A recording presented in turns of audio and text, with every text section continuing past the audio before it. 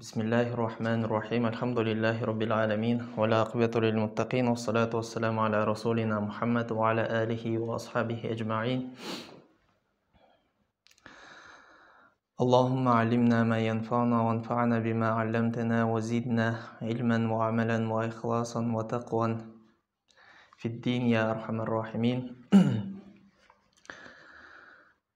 Улуу мээримдүү жаратуучу Аллах Таалага мактоолор, даңктоолор, андан кийин пайгамбарыбыз саллаллаху алейхи вассаламга салам, салаваттарды айтып, бүгүнкү сабагыбызды баштайбыз иншалла. Ассаламу алейкум ва рахматуллахи ва баракатух.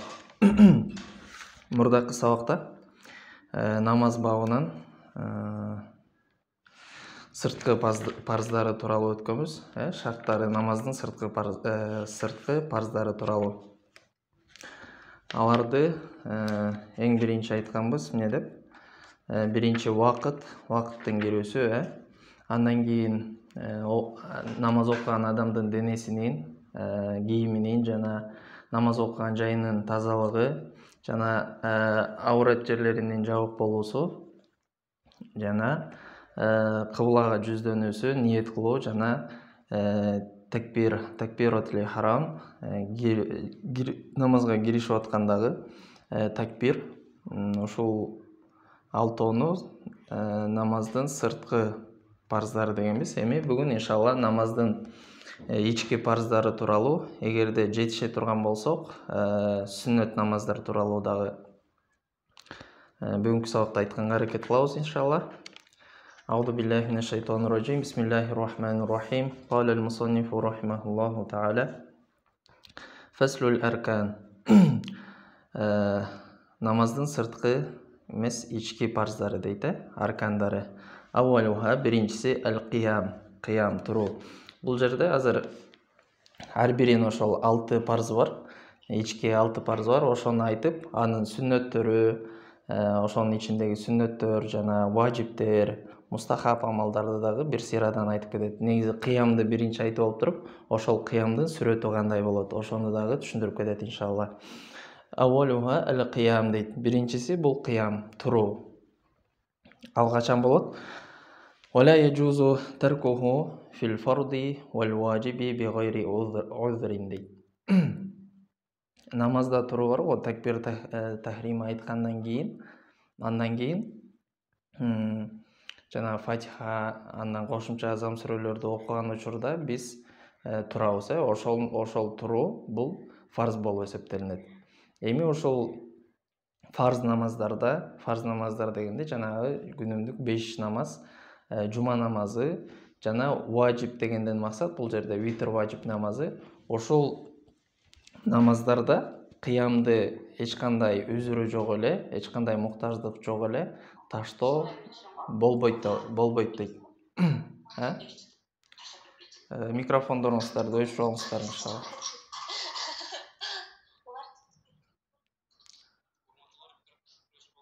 Микрофонуңуздарды өчүрүп алыңыздар.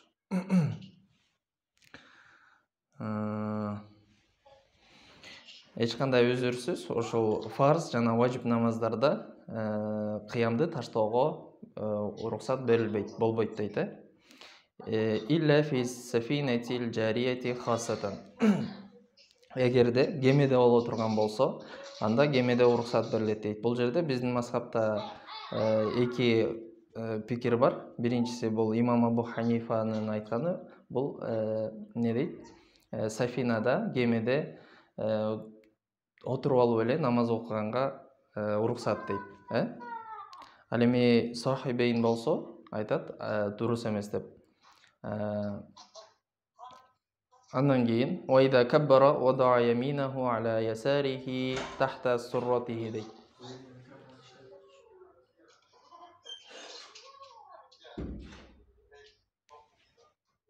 Тахта сурратихи дейт.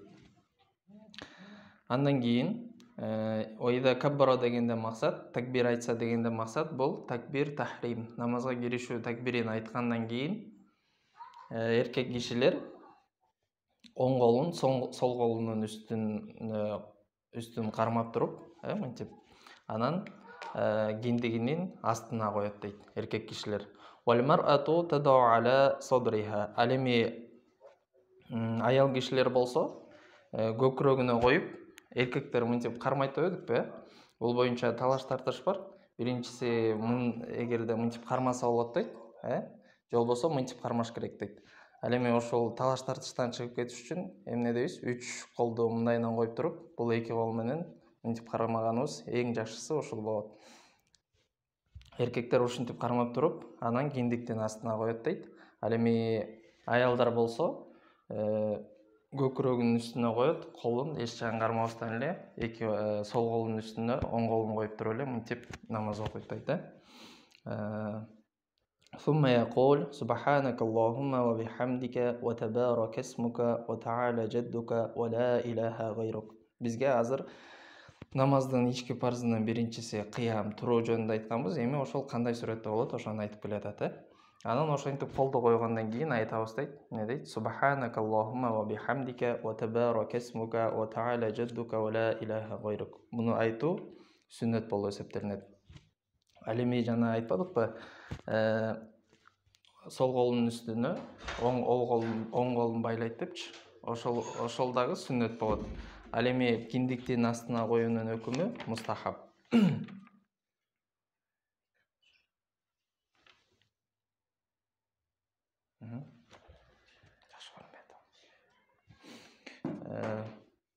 Бул биринчи ички парзынын биринчиси. Бул турууну айттык. Экинчиси болсо бул кираа. Ат-тани ал-кираа дейт. Экинчиси бул кыраат кылуу. Андан кийин эмне дедик? Субханака Аллахумма ва бихамдика ва табарак исмука ва та'ала жаддука ва ла илаха гайрук дегенден кийин сумма ята'авваз. Андан кийин аузу биллахи минаш шайтанир раджим деп айтат. Буну да айтуу сүннөт, муну ичинен айтат. Ин кана имаман ау мунфаридан. Эгерде имам боло турган болсо, ошол киши же болбосо жалгыз намаз окуган адам болсо, ошол аузу биллахи минаш шайтанир раджим деп айтат дейт. Андан кийин андан кийин бисмиллахир рахманир рахим деп айтат дейт. Бул имам, анан жалгыз намаз окуган киши. Ал эми имамга уюган адамдар аузуну дагы айтпайт, бисмиллахны дагы айтпайт. Алар ошол субханака Аллахумма ва бихамдика ва табарак исмука ва та'ала жаддука деп туруп эле андан кийин ошол имамды угат. Өздөрү аузу билла жана бисмиллахны айтпайт. Камераны күйгүзөйүнбү?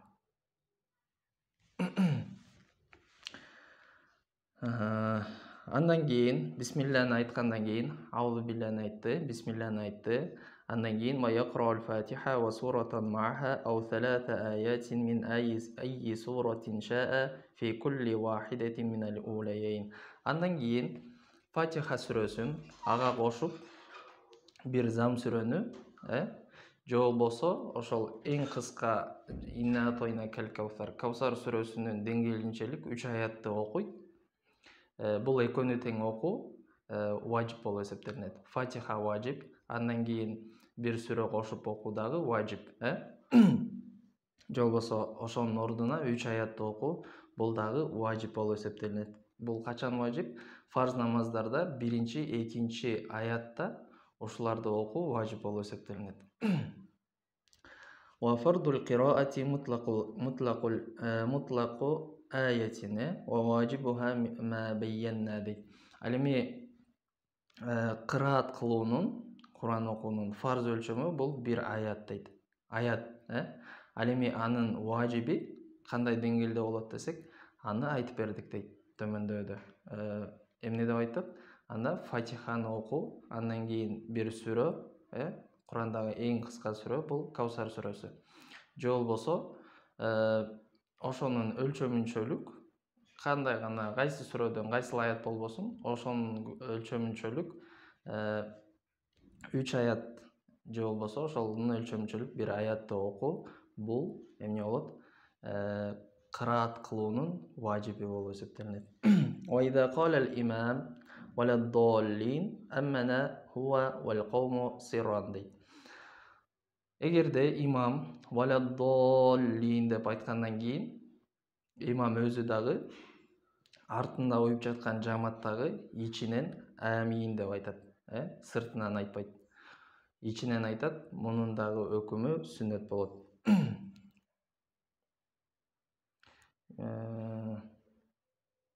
Ичинен ичибизден айта болсо, сыртка жарыя кылып амин деп кыйкырып айткан болбойт. Бул тыюу салынат. Ичибизден айтабыз. Имам дагы артында уюп жаткан жамааттагы ичинен айтат. Вал фатихату вахдаха фил ухрайни фил أخرتين سنة ولو صبح فيهما جازا ولو سكت كره дейт.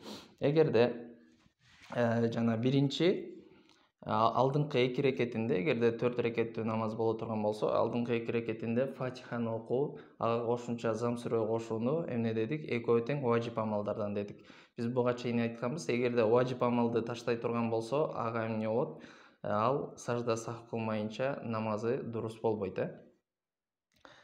Качан ошол сажда сах кылат, анан намазы толук болуп эсептелинет. Эгерде 3-4 рекетинде дейт, ошол фатиханы окуу бул сүннөт болуп эсептелинет дейт. Эгерде анын ордуна таспих айтып кое турган болсо дагы дурус болот, намазы дурус болуп эсептелинет. Эгерде жөн эле үн чыкпай кое турган болсо, анда макрух болот. Ал эми фатиханын фарз намаздардын 3-4 рекетинде фатиханы окуу бул сүннөт дедик, والقراءة واجبة في كل ركعات النفل والركعات الوتر. Ал эми нафил намаздарда жана витр намаздарда, витр биздин мазхабта эмне важип болуп эсептелинет. Жана мындан башка бүт эле нафил намаздарда, ар биринде кыраат кылуу бул важип болот. Фарз менен нафил намаздардын айырмасы бар. Фарз намаздарда эң алдыңкы эки рекетинде фатиха менен зам сүрө кошуп окууну важип дедик. Бирок акыркы эки рекетинде фарз намаздарда, акыркы эки рекетинде сүннөт. Ал эми нафил намаздарда 4 рекеттүү же болбосо витр важип 3 рекет, ошонун баардыгында тең кыраат кылуу, башкача айтканда фатиханы окуу жана зам сүрөнү дагы окуу бул важип болуп эсептелинет. Эгерде таштаса эмне болот? Сажда сах важип болот. Ва яджхару al-имаму хатман фил фаджри вал улайни мин al-магриби вал иша дейт. Имам баңдат намазынын 2 рекет фарзында, вал улайни мин al-магриби вал иша жана шам намазынын, куптан намазынын алгачкы 2 рекеттеринде милдеттүү түрдө уджубаны милдеттүү түрдө жарыя окуш керек болот. Ва юхайяру al-munfarid дейт. Ал эми жалгыз окуган адам, жамаат менен эмес, жалгыз окуган адам ал эме болот. Ал ыктыярдуу болот. Эгерде ошол баңдат намазынын 2 рекет фарзын жана магриб шам намазы менен куптан намазынын алгачкы 2 рекетин фарзында алгачкы 2 рекетин үнүн чыгарып окуусу имамга важип болот. Ал эми жалгыз окуган адамга эмне берилет? Ыктыяр берилет. Ал кааласа үнүн чыгарып окуйт, кааласа ичинен окуйт. Бирок ичинен окуйт дегендин эң аз өлчөмү кайсы? Окуганда ошол окуп жаткан адам өзүнүн кулагына чейин жете турганчалык деңгээлде окуу важип болот. Ва юхфияни фил бaqi хатман. Жана калган намаздарда дейт. Калган намаздарда дегенде биз айттык баңдат, шам, куптан дедик. Эми 5 менен асыр калды. Асыр намазында важип болот ичинен окуусу. Жарыя кылбай ичинен окуусу. Ичинен окуунун өлчөмүн айттык, эң аз өлчөмү кандай болот? Мурдакы сабакта муну дагы айтып кеткенбиз. Эмне дегенбиз? Эң аз өлчөмү өз окуганын кулагына чейин жетип туруш керек үнү. Эгерде тилин эле кыймылдатып тура турган болсо дагы үнү чыкпай, анда дагы намазы дурус болбойт. же болбосо тилин кыймылдатпай эле жүрөгү менен окуса, оозун жаап алып, анда дагы намазы дурус болбойт дегенбиз. Ва яджхару фил жумати вал айдайн, жана айт намаздарда, ошондой эле жума намазында дагы имам сыртынан үнүн чыгарып окуйт. Себеби бул намаздарда жеке окуганга болбойт, жалгыз адам. Ошондуктан бул имам окуйт, имам дагы сыртынан окуйт. Ва фин нафли юхфи нахаран ва юхайяру лейлен дейт. Ал эми нафил намаздарда күндүзү ичинен окуйт дейт. Күндүзү ичинен окуйт. Күндүзү эгерде нафил намаздарды окугусу келсе, окуй турган болсо, анда ичинен окуш керек болот. Ал эми кечинде түнкүсүн ошол намаз окуучуга ыктыяр берилет. Кааласа үнүн чыгарып окуйт, кааласа ичинен окуйт. Андан кийин кеттик. Ва юкраху таксису суратин би салатин илля иза кана айсар алейхи ва واتبع فيه النبي صلى الله عليه وسلم معتقدا للتصفية дейт. Эми ошол Куран окуганда макрух болот дейт. Кайсыл бир адам эгерде белгилүү бир сүрөлөрдү, ошол белгилүү намаздарга белгилүү бир сүрөлөрдү эме кылып алуусу, дайындап алуусу. Башкача айтканда, мисалы Багдадта мен ушул сүрөлөрдү гана окуйм, же болбосо 5 минде ушул гана сүрөлөрдү окуйм деп белгилеп алуу, бир белгилүү сүрөлөрдү белгилеп алуу эмне дейт? Макрух болот дейт. Эгерде эле ага ошол окуп аткан сүрөлөрү жеңил болуп, же болбосо пайгамбарыбыз саллаллаху алейхи вассаламды ээрчип, жана ошол окуп аткан сүрөлөрү башка сүрөлөрдөн артыгыраак деген анда ишеним болбой турган болсо, ошондой этикаты болбой турган болсо, анда дурус дейт. Бул жерде буну эмнеге макрух деп айтат? Ушинтип бир сүрөлөрдү белгилеп алуу эмне үчүн макрух деп айтат? Анткени Курандагы бүт сүрөлөр, сөздөр баары бирдей, биринен бири артык эмес.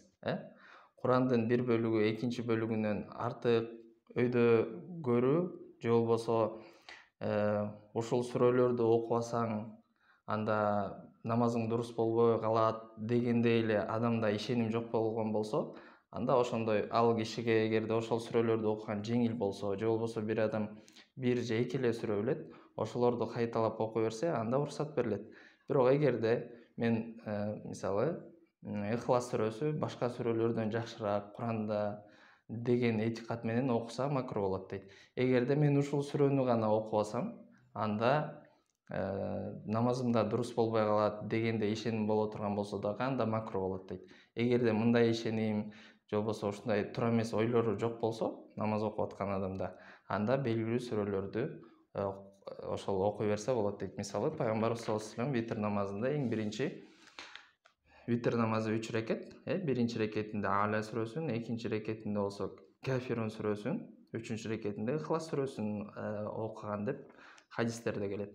Эгерде ошол пайгамбарыбызды ээрчүү катарында окуй турган болсо, жана ошону менен мен эгерде ушуларды окубасам эле намазым туура эмес болуп калат деген эле ишеними жок болсо, анда пайгамбарыбызды ээрчип ошол себептен окуй турган болсо, анда макрух эмес, дурус болот.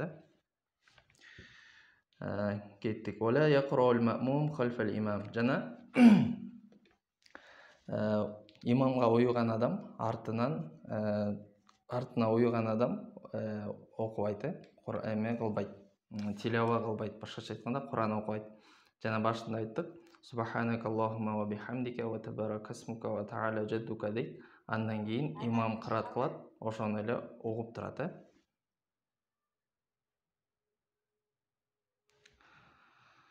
Ошону имамды угуп артында уюйт. Өзү окубайт, ичинен да окубайт, сыртынан да окубайт. Бул жерде Аллах Таала Куранда айтат, эгерде Куран окулуп жаткан учурда силер аны угуп унчукпагыла дейт да. Ушул Куранга амал кылып, ушул аятка амал кылып биз имамдын артында окубайбыз. Имамды угабыз. Жана бул жана пайда алганга дагы жеңилирээк. Мисалы, эгерде бирөө Куран окуп аткан болсо, ал башка нерсе, мисалы, намазда хушу-хузу болуш керек дейбиз да, окуган адамдын хушу-хузусу көбүрөөк болобу же болбосо уккан адамдыкыбы десе, артында туруп уккан адамдыкы дейт да. Себеби ал окуган адам ошол Куранды окуп ошон менен алек болот. Ал эми артында турган, уюган адам ал ошо Аллах Тааланын жалгыздыгы, Аллах Таалага хушу-хузу кылып, ал окубай турганы жакшыраак дейт. Ал эми кимде ким окуй турган болсо, ичинен болсун же сыртынан болсун, анда анын ошол кылганы макрух тахрим болот. Бул экинчи ички фарздардын экинчиси болду. Бул кыраат кылуу. Ал эми үчүнчүсү болсо ар-руку, ат-талису ар-руку. Фаида фарага минал кираати каббара ва рака ва кала дейт. Эгерде кырааттан Фатиханы окуду, зам сүрөнү окуду, окуп бүткөндөн кийин эмне кылат? Каббара, такбир айтат дагы, анан кийин руку кылат дейт. Руку деген руку кылат. Ошол такбиратул интикал деп коет. Бир рукудон экинчи рукуга такбир айтуу, бунун өкүмү дагы сүннөт болот. Андан кийин эмне кылат? Кыраат кылып бүткөндөн кийин такбир айтат дагы, руку кылат. Рукуда вакал субхан раббиял азим деп саласан 3 жолу айтат дейт. Рукуда турган учурда 3 жолу субхан раббиял азим деп айтат. Мунун өкүмү дагы сунна болот. Ва хуа аднал камал ва лау саббаха марратан курриха. Бул деген ошол 3 жолу айтуу, бул толук, ошонун толук болуусунун эң азы дейт. Ва лау саббаха марратан курриха. Эгерде бир эле жолу субхан раббиял азим деп айта турган болсо, анда макрух болот. Ошол рукуда туруунун, саждада туруунун эң азы канча десе, бул таспих, бир жолу субханалла дегендин эле өлчөмүнчөлүк. Эгерде ошончо тура турган болсо, анда рукусу руку болуп эсептелинет. Бирок 3 жолу айтуусу керек дедик. Эгерде бир эле жолу айтып кое турган болсо, анда макрух болот, бирок рукусу жарай берет. Фаидат манна ракиан кома дейт. Эгерде рукуда итминан кыла турган болсо, итминан деген ошол бир таспихтен өлчөмүнчөлүк тура турган болсо, анда бул эң азы дедик. Ошол рукунун дурус болуп өтүүсүнө эң азы бул бир жолу таспих айтуу. Ал эми 3 жолу айтуу бул сунна деп айттык. Ошентип тургандан кийин рукуда, андан кийин кома ва кала самиаллаху лиман хамида.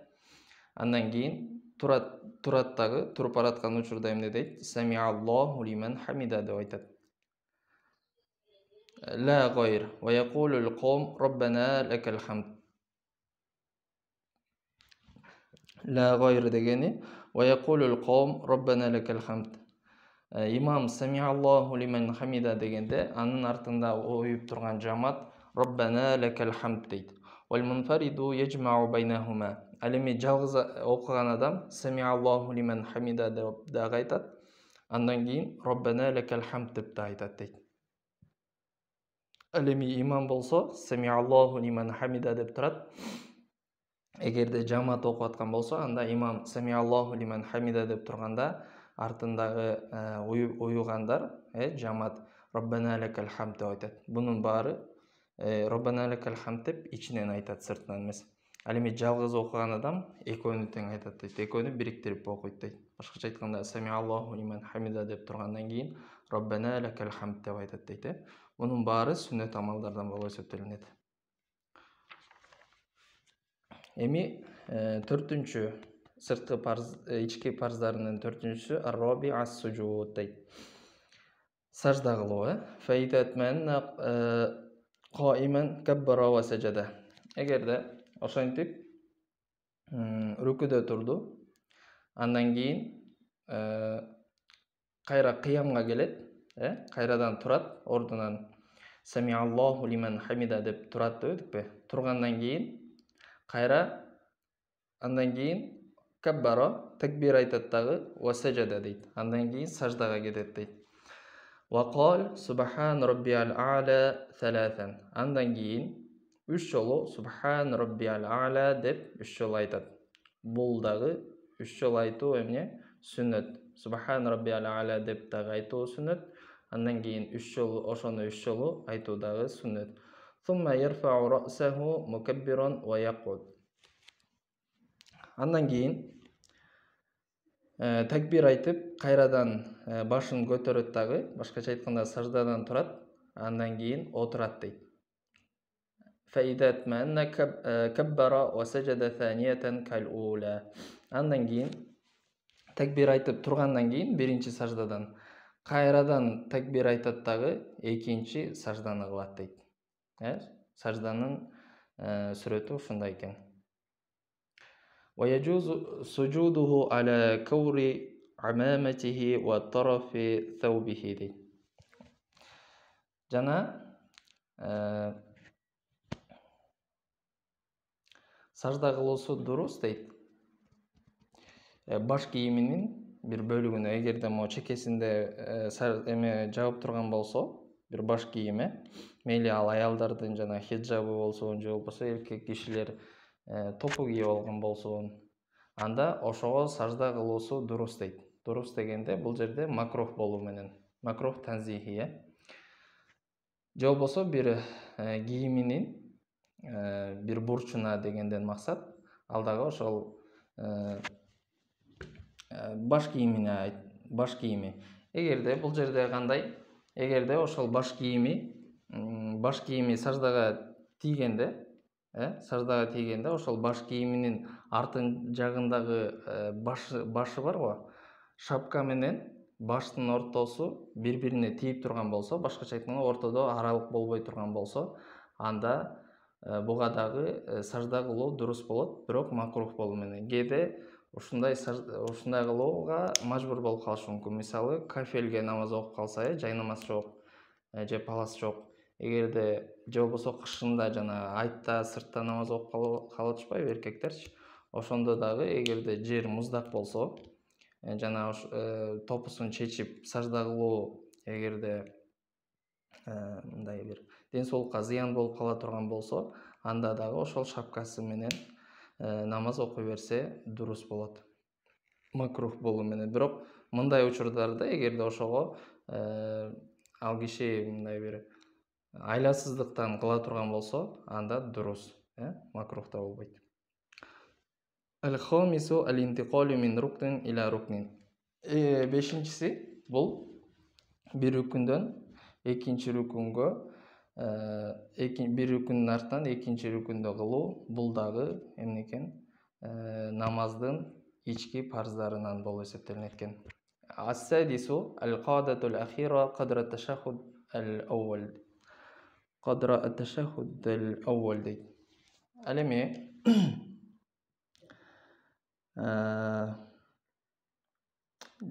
алтынчы фарзы, ички фарзы, намаздын ички парзынын алтынчысы бул эң акыркы отуруу. Эгерде 2 рекет болсо, 2 рекеттен кийин, эгерде 4 рекет болсо, биринчиси эмес, экинчи отурууну дагы бул фарз болуп эсептелинет дейт. فإذا قرأ التشهد يشير بمسبحته عند كلمة التوحيد في الأصح. Жана ошол кадада отуруу, акыркы кадада отуруу, бул ташаххуд барбы? Тахияту лиллахи ва салавату ва тайбат деп.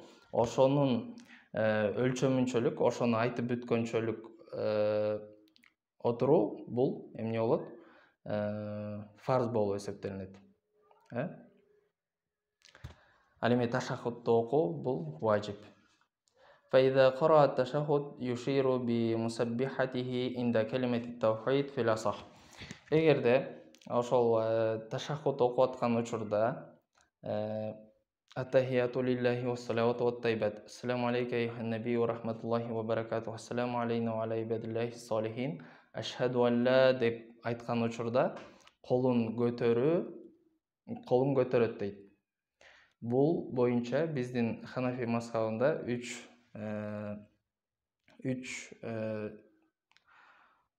үч коул айтылган, башкача айтканда үч сөз айтылган, үч риваят бар. Биринчиси эң туурасы дейт. Бул колду көтөрбөй эле ошол абалында калтыруу. Бул эң ошол биздин Ханафи мазхабындагы эң күчтүү риваят болуп эсептелинет.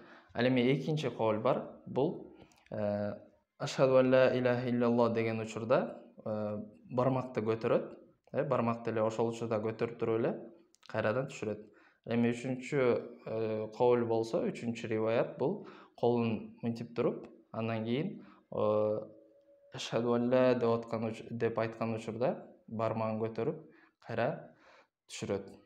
Эми ушулардын арасынан бул матын биз окуп аткан китептин матында айтып атат. Ушулардын туурасы дейт. Бул жана биз айтпадыкпы, экинчиси ошол дейт.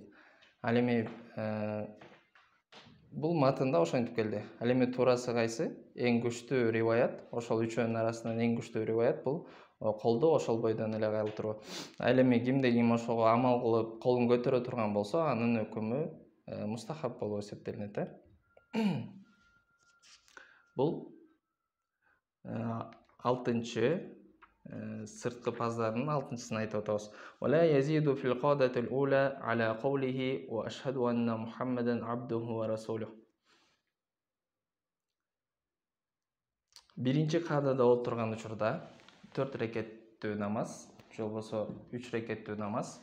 Ошонун биринчи кадасында отурган учурда ашхаду ан ла ва ашхаду анна Мухаммадан абдуху ва расулуху деп, башкача айтканда салаватты айтпай, кайра экинчи рекетке турат дейт.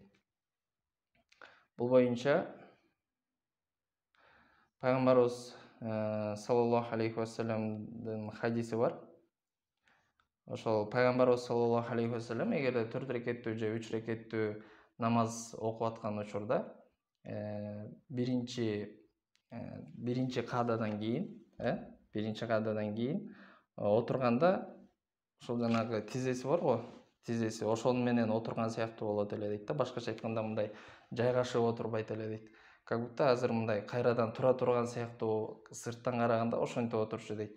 Бул эмнеге далалат кылат? Бул ошол эгерде 3 же 4 рекеттүү намаздар боло турган болсо, биринчи кадасында эме кылбай, салават айтпай, ашхаду анна Мухаммадан абдуху ва расулуху дегенден кийин кайрадан туруш керек экендигине далалат кылат. Ва язиду фи ثانية الصلاة على النبي صلى الله عليه الصلاة والسلام وعلى آله وما شاء من الدعاء. Ал эми экинчи кадада 4 рекеттүүнү 4-чү рекетти бүткөндөн кийин, 2 сажда кылып бүткөндөн кийин отургандан кийин биринчи ташаххут айтып, андан кийин пайгамбарыбыз саллаллаху алейхи вассаламга салават айтат дейт. Андан кийин эгерде кимде ким каалай турган болсо, анда ал дуада кылса болот дейт. Пайгамбарыбыз саллаллаху алейхи вассаламга салават айтуу намаздын ичинде 2-чи кададан кийин бул дагы сүннөт болуп эсептелинет. Омаша мине дуа, андан кийин дуа кылуу дагы бул дагы сүннөт. Ва суалу куллу ма ла ю'тиhi илля Аллах та'ала кар-рахма вал магфира ва нахвихима дейт. Анан ошол дуа кылганда кандай дуаларды кылса болот десе, бул Куранда же болбосо пайгамбарыбыз саллаллаху алейхи вассаламдын хадистеринде келген дуаларды кылса болот. Жана ошондой эле ал жалгыз Аллах Тааладан гана сурай турган нерселер, мисалы рахмат же болбосо кечирим сыяктуу нерселерди, жалгыз Аллах Тааладан башка эч ким сага бере албай турган нерселерди гана ошол дуада кылса болот дейт. Ал эми андан башка, мисалы мага үй бер, же болбосо машина бер, же болбосо ошол сыяктуу нерселерди сураганга болбойт дейт. Бул намаз мындай суроо, башкача айтканда, адамдардагы сага бергенге күчү жеткен нерселерди суроо, акча бер деген сыяктуу, Аллах Таалага кайрылып, бирок Аллах Тааладан ошол материальный нерселерди суроо, бул дагы намазды жокко чыгарат дагы, муну суроого тыюу салынат. Эмнелерди сураса болот десе, жалгыз Аллах Таала гана берүүгө кудурети жеткен нерселер. Бул мисалы Пайгамбарыбыз саллаллаху алейхи вассаламдын хадистеринде же болбосо Куранда келген дуалар дедик. Сумма юсаллиму ан яминиhi ва ан ясариhi وينوي بكل تسليمة من في تلك الجهة من الملائكة والحاضرين. Андан кийин оң жагына жана сол жагына салам берет дейт. Ошентип акыркы каадада ташаххут окуп, андан кийин пайгамбарыбызга салам айтты, калоочулар дуа кылды дагы, андан кийин оң жагына жана сол жагына салам берет дейт. Ассаламу деп, ассалам деп лафзул салам бул важип болуп эсептелинет. Ал эми оң жана сол жакка кайрылуу бул эмне? Сунна болот. Аны көп мындай мубалага деп коет. Башын толук кайруусу бул мустахаб болуп эсептелинет. Жана ошол салам берип аткан учурда, оң жана сол жакка салам берип аткан учурда эмнени ниет кылат десе, ошол тарапта отурган жаматты жана периштелерди ниет кылып салам берет дейт. Ошолорго салам берип аткан сыяктуу ошону ниет кылат дейт. Оң жагында отурган, оң жагына салам бергенде оң тарабындагы жамаатты жана биз билебиз, ошо биз менен кошо периштелер дагы намаз окушат. Анан ошолорго дагы салам берип, ошолорду да ниет кылып оң жагыбызга ассалам деп айтканды эмне дедик? Важип дедик. Алейкум ва рахматулло деген бул сүннет болот. Ассаламу алейкум дегенде ошол жамаатты жана периштелерди ниет кылабыз. Сол жагыбызга салам бергенде дагы жамаатты жана ошол тараптагы периштелерди ниет кылабыз дейт. Вал мунфариду янвил малаиката факат дейт. Ал эми жалгыз намаз окуган адам ошол эки тарабына салам берип аткан учурда периштелерди гана ниет кылат дейт. Анткени ал жерде жамаат жок, себеби жалгыз окуп атат. Вал маъмуму янви имамаху фи айи жихатейхи кан фа ин кана би хидаихи наваху фихима дейт. Эгерде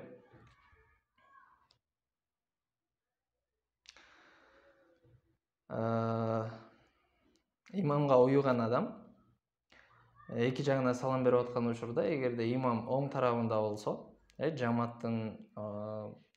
жамаатта тизилип турат. Эгерде имам оң тарабында калган болсо, оң тарабына эме кылганда, салам бергенде, ошол кезде имамды да ниет кылат дейт. Ал эми сол жагына болсо, сол жагын ниет кылат дейт. Эгерде имамдын маңдайында отурган болсо, алдында имам, ошонун артында тизилип турган болсо, анда эки жакка тең салам берип атканда, ошол имамды ниет кылып коет дейт. Бул 6 намаздын ички парздары болду. Биринчиси кыям дедик, намазда туруу, кыям кылуу, андан кийин кыраат, тилават кылуу, Куран окуу, Куран окуганда анда айтып кеттик. Андан кийин руку, андан кийин сажда, андан кийин бир рүкүндөн экинчи рүкүнгө которулуу, бир рүкүндүн артынан экинчи рүкүндү кылуу, андан кийин эң акыркы каадада олтуруу. 2 рекет болсо 2 рекеттен кийин, 2 рекеттүү намаз болсо же 3-4 рекеттүү болсо, эң акыркы рекетинен кийинки каадада олтуруу. Буну эмне дедик? Ташаххуттун өлчөмүнчө каадада олтуруу. Бул дагы намаздын 6-чы фарзы болот дедик, ички фарздарынан. Эми кийинки тема сүннөт намаздар. Фаслун фи сунанир раватиб ва гайриха. Сунан раватиб деп мутлак айткан учурда биз сунна муаккадаларды түшүнөбүз. Сунна муаккада деген бул ошол 5 маал 5 мал фарз намаздар бар ғой, ошонун алдыңкы же артында келе турган кээ бир сүннөт намаздар бар, сунна муаккада. Азыр ошолорду окуйбуз иншалла. وهي ركعتان قبل الفجر. Алардын биринчиси бул бамдат намазынан алдыңкы 2 рекет. Бамдат намазынан алдыңкы 2 рекетти бизде мындай бар. Жана башында айтпадыкпы? Эгерде үзүрү жок боло турган болсо, анда важип жана фарз намаздарды үзүрү жок отуруп окуса болбойт дедик. Ал эми андан башка нафил намаздарда эгерде үзүрү жок болсо деле, мисалы чарчоо себептен, башка себептерден дагы намазды отуруп окуганга боло берет нафил намаздарда. Анан бул бамдат намазынын алдындагы 2 рекет сүннөт, мунун да өзгөчөлүгү, бул намазды дагы отуруп окуганга болбойт. Бул эмнеден далалат кылат? Бул ошол намаздын мындай бир күчтүү экендигинен кабар берет да. Ал эми мындан башка сүннөт намаздар, сунна муаккада болсо деле, аларды деле үзүрсүз отуруп окуганга уруксат. Ва арба кабла зухри ва рак'атани бa'даha. Жана бешим намазынан алдың 4 рекет, ал эми бешим намазынын фарзынан кийин 2 рекет окуу, бул дагы сунна муаккада болуп эсептелинет. Сунна муаккада дегени бул пайгамбарыбыз саллаллаху алейхи ва саллям эч качан калтырбастан дайыма окуп келгендигинен кабар берет да. Сунна муаккада дегени ошол. Ва арбаан кабла ал-асри ау рак'атан. Жана асыр намазынан мурда 4 рекет окуу, же болбосо асыр намазынан кийин кабла ал-асри ау рак'атан, же болбосо асыр намазынан мурда 2 рекет окуу, бул дагы бул мустахаб, бунун өкмү. Сунна муаккада эмес, бул мустахаб болуп эсептелинет. Асыр намазынан мурда 4 же болбосо 2 рекет окуу, бул дагы мустахаб намаздардан болуп эсептелинет. Ва рак'атани бa'дал магриб. Жана шам намазынан кийин 2 рекет сүннөт намаз окуу, бул дагы сунна муаккада болуп эсептелинет. Ва арбаан кабла ал-иша ва бa'даha арбаун. Жана куптан намазынан мурда жана куптан намазынан кийин 4 рекет окуу, бул дагы сунна болуп эсептелинет, бирок сунна муаккада эмес. Ау рак'атан, же болбосо бa'даha рак'атан. Андан кийин куптан намазынан кийин 2 рекет окуу, бул ушул эмне болот? Сунна муаккада болуп эсептелинет. Ва арбаан кабла ал-жум'ати ва арбаан бa'даha ва арбаун бa'даha ва арбау кабла ал-жум'ати ва арба бa'даha. Жана жума намаздан мурда жана жума намаздан кийин 4 рекеттен намаз окуу, бул дагы сунна болуп эсептелинет. Буга далили эмне?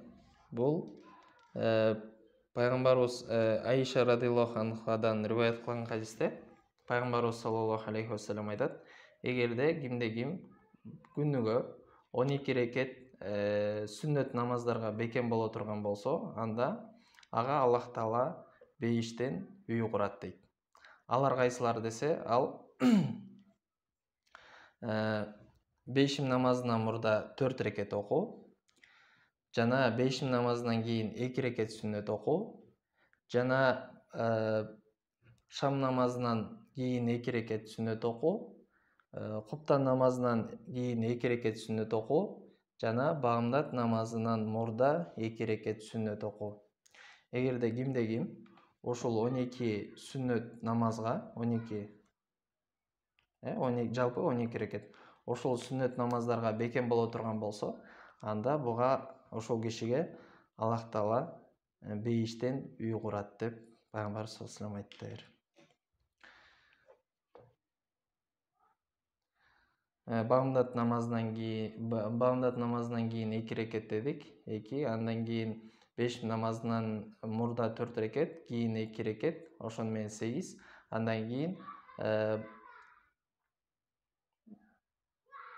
шам намазынан кийин 2 рекет, коптан намазынан кийин 2 рекет. Ошону менен жалпы 12 болду.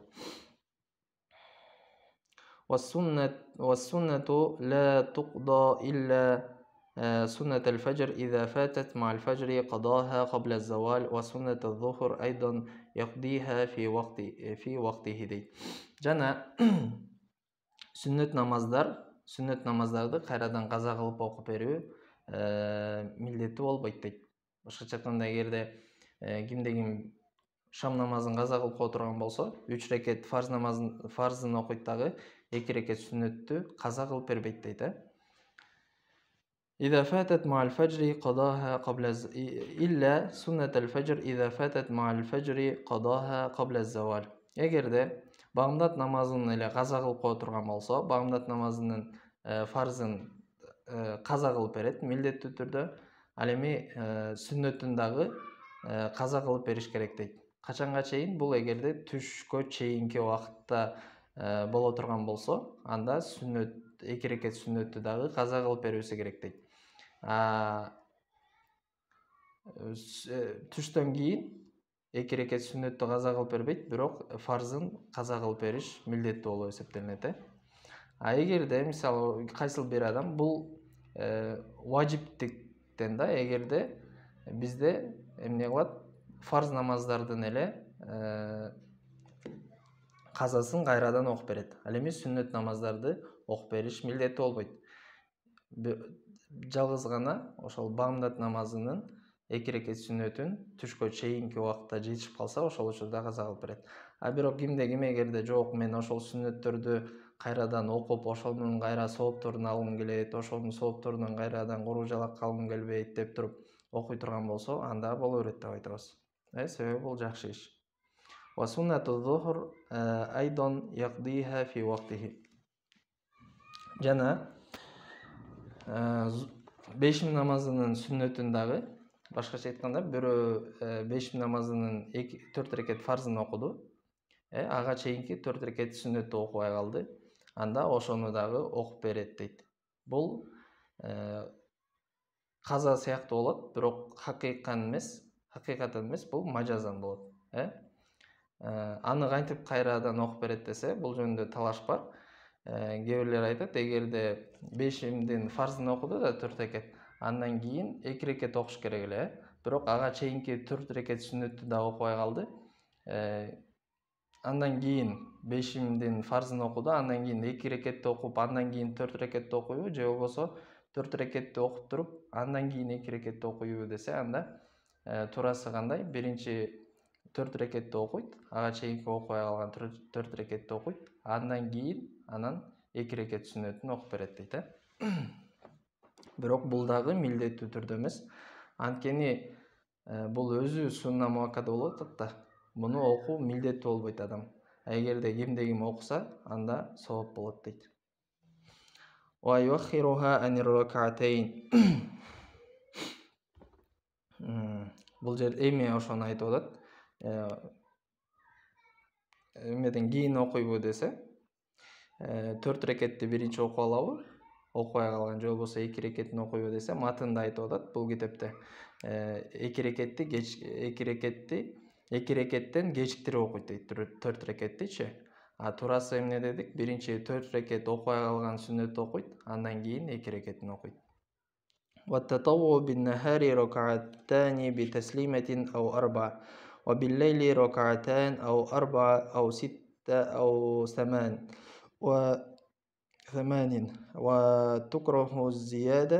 وتكره الزيادة على ذلك فيهما والأربع أفضل فيها дейт. Жана эми нафил намаздар тууралуу. Нафил намаздарды күндүзгү күнү 2 же болбосо 4 рекеттен кылып, 1 салам менен окуйт дейт. Же 2 рекетти окуйт нафил намаздарды, же болбосо 4 рекеттен кылып окуйт дейт. Ал эми кечки убакытта, түндө кааласа 2 рекет, кааласа 4 рекет, кааласа 6, кааласа 8 рекеттен окуса болот дейт. Жана мындан ашыруусу экөөнү тең эмне болот, макрух болуп эсептелинет дейт. Башкача айтканда, күндүзү 4 рекеттен ашыруу макрух болсо, түндө 8 рекеттен ашырып окуу эмне болот, макрух болуп калат дейт. Бирок ушуларда эң жакшысы кайсы дейт? 4 рекеттен окуусу бул эң жакшы дейт. Мейли күндүзгү болсун, мейли кечинде, түндө окусун нафил намаздарды 4 рекеттен окуганы жакшы болот дейт. Эмне үчүн күндүзү 4 рекет окуса жакшы десе, анткени 2 рекет окугандан кийин кайра 2 рекет окубай калышы мүмкүн, иши чыгып андай мындай болупчу. Ошонун ордуна 4 рекет окуп алса, андан да көбүрөөк сооп алат дагы, ошол жакшыраак дейт. Жана сүннөт, нафил намаздарды үйүндө окуусу жакшыраак дейт.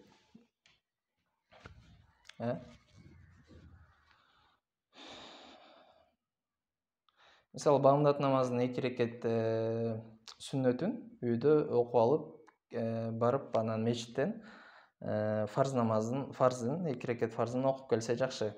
Бирок мисалы эмедечи, башка намаздарда, шам же куфтан болсун, эгерде фарзын окугандан кийин үйгө келип туруп кайрадан ошол сүннөттүн окуганына өзүнө ишенсе, мисалы башка жумуш менен же бирдеке менен алек болуп кетүү ыктымалдуулугу жок болуп, өзүнө ишенсе, анда үйүнө келип окуганы жакшы.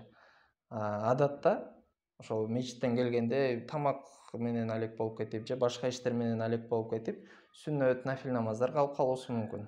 Мисалы, шам намазынан кийинки 2 рекет. Ошон үчүн эгерде өзүнө ишенбесе, жакшыраагы эмне дейт? Мечиттен эле окуп келгени жакшы дейт. Анткени үйгө келип башка иш менен алек болуп кетип, ошол сүннөттүн дагы соогунан куру калып калбаш үчүн мечиттен эле окуп алган жакшы дейт. Ал эми фарзга чейинки нафил намаздар боло турган болсо, аларды мечиттен окуганы жакшы. Эмне үчүн? Үйдөн окуганы жакшы. Эмне үчүн? Анткени эгерде атасы үйдө окуй турган болсо, андан балдары үлгү алат, намаз окуш керек деген сыяктуу. Же болбосо ошол үйүңөрдү кабырга айлантып албагыла деген хадиске дагы амал кылуу максатында үйдө окуганы жакшы.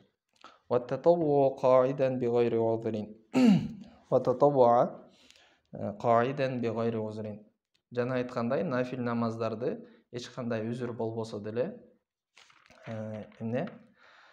Отурган абалда окуса болот. Илля суннатул фажр. Жана айткандай, бамдат намазынын сүннөтүн дагы үзүр жок, жана важип, жана эме деп өттүкпү? Фарз. Ошол сыяктуу туруп окуса болбойт. Эгерде үзүр боло турган болсо эле, анда уруксат. Эмне үчүн фажр намазынын сүннөтүн өзгөчөлөнүп атат? Анткени пайгамбарыбыз саллаллаху алейхи ва саллям айтат,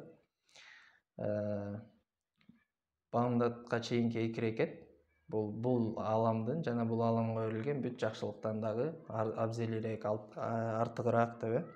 Жана пайгамбарыбыз саллаллаху алейхи ва саллямдын ошентип каза кылып окугандыгы тууралуу, түшкө чейин каза кылып сүннөтүн окугандыгы тууралуу дагы хадистер келет. Ошондуктан бул бамдаттын 2 рекет сүннөтү башка сүннөттөргө караганда даражасы бийигирээк болот.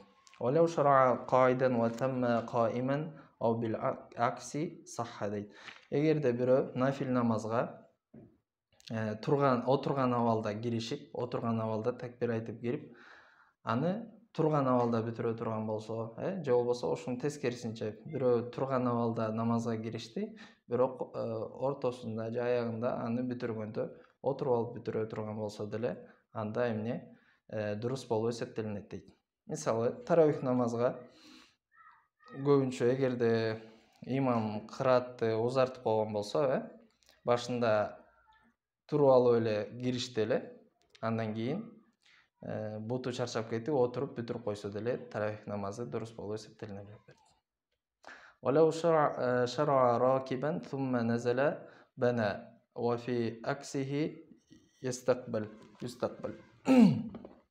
Эгерде бирөө унаада намазга киришкен, нафил намазга, Андан кейін түштү дагы унадан түшүп туруп намазын улантса, анда жарай берет дейт. Бирок түшкөндө эмне кылыш керек? Ошол эшик, эгер машина боло турган болсо, мисалы, эшигин ачканда көп аракет кылбаш, баягы намаз көп кыймылдоо менен дагы бузулуп калат эмеспи? Эгерде ошол көп кыймылдабаш керек болот. Эгерде бирөө ачып берсе, анан жерге түшүп туруп окуй берсе болот. Ал эми ушунун тескерисинче боло турган болсо, анда намазы дурус болбой калат. ويكره التطوع بجماعة إلا التراويح. Жана нафил намаздарды жамаат менен окуу бул дагы макрух болуп эсептелинет дейт. Бирок таравих намазын же болбосо ошол Рамазан айында кечкисин адамдар биригип алып нафил намаздарды окуса болот, бирок андан башка учурда жамаат менен нафил намаз окуу дагы макрух болуп эсептелинет. ومن تطوع بصلاة أو بصوم لزمه إتمامه وقضاؤه إن أفسده. Эгерде кайсыл бир адам нафил намаз же болбосо нафил орозо кармай турган болсо, бирок ошонун аягына жетпей бузуп ала турган болсо, мисалы оозун ачып алса, нафил намазда же болбосо намазы аягына жетпей бузулуп кала турган болсо, анда ошону кийин кайрадан казасын, кайрадан ошону өтөп берүүсү, толуктоп берүүсү важип болот дейт.